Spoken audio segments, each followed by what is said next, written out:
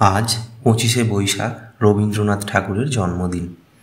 তাই আজ আমি একটা রবীন্দ্রনাথ ঠাকুরের পোর্ট্রেট আঁকব। আমি প্রথমে আমার যে পেন্সিলের কাজটা সেটা খুব হালকা করে শুরু করে তারপর সেটাকে একটা ফেয়ার করে আমি এখন কালার করা শুরু করেছি। কালার করার ক্ষেত্রে আজ যেটা করছি, আমি রঙটাকে খুব পাতলা করে নিয়েছি। নিয়ে আমার যে সমস্ত জায়গায় একটু ডার্ক শেড রয়েছে, মুখের যে সমস্ত জায়গায় ছায়া পড়েছে, সেই জায়গাগুলো আমি একটু ডার্ক করছি। আর যে যে জায়গাগুলোয় আলো পড়েছে সেই জায়গাগুলোয় আমি সাদা ছেড়ে রাখছি। এর সাথে সাথেই বাকি যে সমস্ত জায়গায় আমার আরেকটু ডার্ক প্রয়োজন, সেটা আমি একেবারেই ভেজা অবস্থাতে চাপিয়ে নিচ্ছি।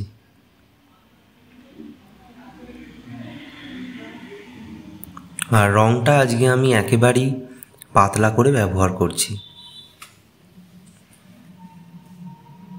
এখন আমি চোখের কাজগুলোয় একটু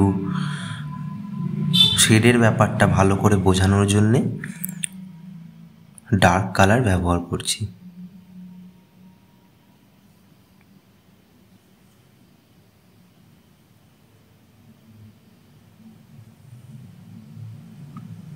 পোর্ট্রেটের কাজগুলো করার সময় একটু ধরে বেঁধে কাজটা করলে ভালো হয়। ল্যান্ডস্কেপের ক্ষেত্রে কি হয়, আমরা জল দিয়ে কাজ করি, সেক্ষেত্রে রং একটু এদিক ওদিক হয়ে গেলে খুব একটা সমস্যা হয় না। কিন্তু যখন আমরা কোনো ফিগার ড্রয়িং করব, কোনো পোর্ট্রেট করব, যখন এমনি কোনো মানুষের স্কেচ করব, সেক্ষেত্রে আমাকে রংটা একটু ধরে বেঁধে করতে হবে।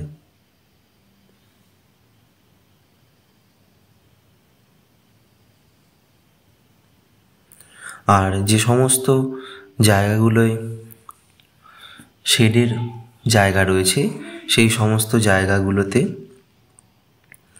খুব ধরে ধরে কয়েকটা সূক্ষ্ম সূক্ষ্ম টোন ব্যবহার করতে হবে সেইখানগুলোয় জিনিসটাকে বোঝানোর জন্যে। এই ক্ষেত্রে যে কাজগুলো হয়, খুব ছোট ছোট কাজ হয়, কিন্তু এগুলো খুবই দরকারি। এই কাজগুলো না থাকলে তাহলে আমি আঁকাটাকে যতটা ফোটাতে চাইছি ততটা ফোটানো যাবে না।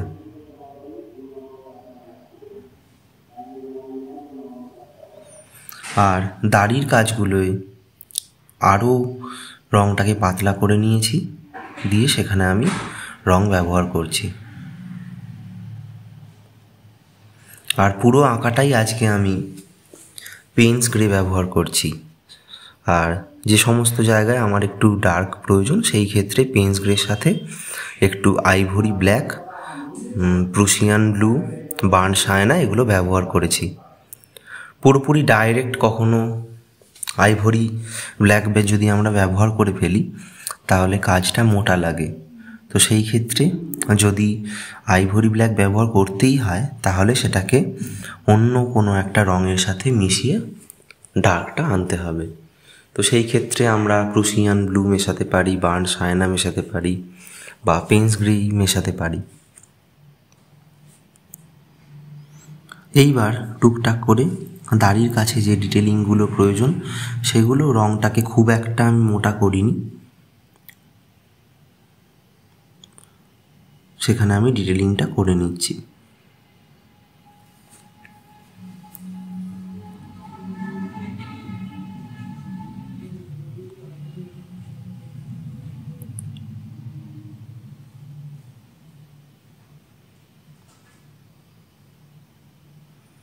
এই পাশের যে চুলের জায়গাটা, এখানটায় একটু মোটা রং ব্যবহার করেছি।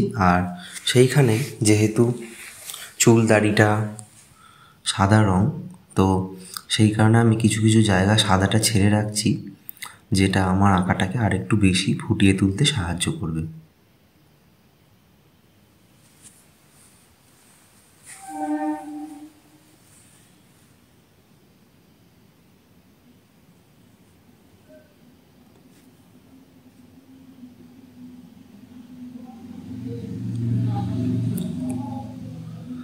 পোর্ট্রেট করার ক্ষেত্রে যেটা মাথায় রাখা জরুরি যে আমি কাজগুলো যখন করছি, কাজগুলো করার সময় আমার যে ছোটোখাটো কাজগুলো সেগুলো একটু ধরে বেঁধে সময় নিয়ে ধৈর্য ধরে করতে হবে। এবার টুপির কাছে আমি কালারটা চাপিয়েছি, সেই ক্ষেত্রে আমি পেন স্প্রেই ব্যবহার করছি। আর টুপিতে আলো ছায়াটা বোঝানোর জন্যে আমি ডার্ক শেড ব্যবহার করছি পেন স্প্রের সাথে একটু আইভরি ব্ল্যাক মিশিয়ে নিয়ে।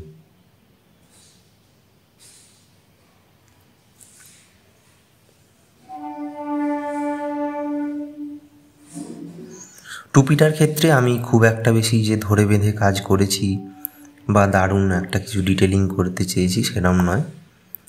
আমার এক্ষেত্রে একটা স্মার্ট ওয়ার্ক করলেই হয়ে যাবে। একইভাবে ওনার গায়ে যে কোটটা রয়েছে সেই ক্ষেত্রেও আমি যতটা সম্ভব স্মার্ট ওয়ার্ক করে ব্যাপারটাকে একটা আর্টিস্টিক ওয়েতে আনতে চাইছি।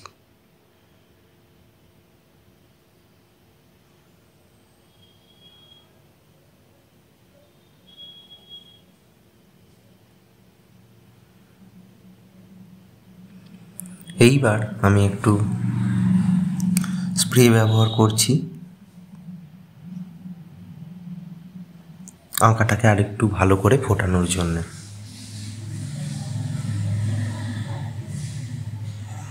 এর সাথে সাথেই আমার যে টুকটাক ডিটেলিংয়ের প্রয়োজন ছিল গায়ের কোটটায় সেগুলো করে নিলাম। তো এই হয়ে গেল আমার আজকের কাজ। দেখা হচ্ছে আবার পরবর্তী ভিডিওয়।